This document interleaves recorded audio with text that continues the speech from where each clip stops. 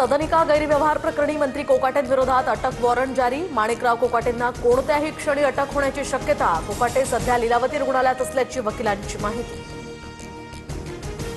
Court निकालाची प्रत आल्यानंतर पुढील निर्णय घेऊ। कोकाटे प्रकरणामध्ये विधिमंडळ सचिवालयाची माहिती।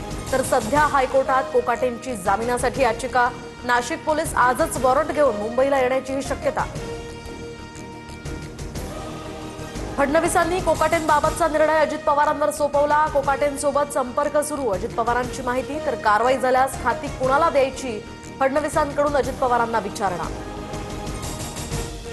धनंजय मुंडेंनी दिल्लीमध्ये अमित शहांची भेट घेतल्याची माहिती। मंत्री माणिकराव कोकाटेंवर अटकेची टांगती तलवार असताना दुसरीकडे धनंजय मुंडेंची दिल्लीवारीही चर्चेत। धनंजय मुंडेंचं हायकमांड मुंबईमध्ये दिल्लीत का आले नाही माहिती नाही। वैयक्तिक कामासाठी दिल्लीत आले असावेत, खासदार सुनील तटकरेंचा मुंडेंना टोला।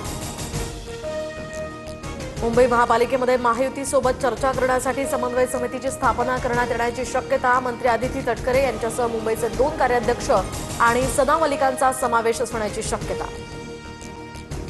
मुंबई महापालिकेसाठी महायुतीमध्ये जायचं की नाही याचा निर्णय आज घेऊ। पदाधिकारी आणि नेत्यांशी चर्चा करणार, उपमुख्यमंत्री अजित पवारांची माहिती। नागपूर महापालिका निवडणुकीमध्ये अजित पवारांच्या राष्ट्रवादीकडून किमान 15% म्हणजेच 22 जागांची मागणी। सन्मानजनक जागा न मिळाल्यास स्वबळाचा नारा देण्याची तयारी। निरीक्षक राजेंद्र जैन यांच्या बैठकीत हा निर्णय।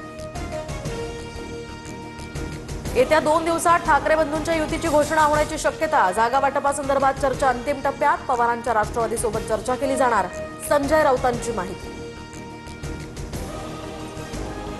हिंगोलीमध्ये भाजपकडून काँग्रेसला मोठा धक्का। दिवंगत राजीव सातव यांच्या पत्नी आमदार प्रज्ञा सातव भाजपात जाणार। प्रज्ञा सातव सध्या विधान परिषदेच्या सदस्य आहेत।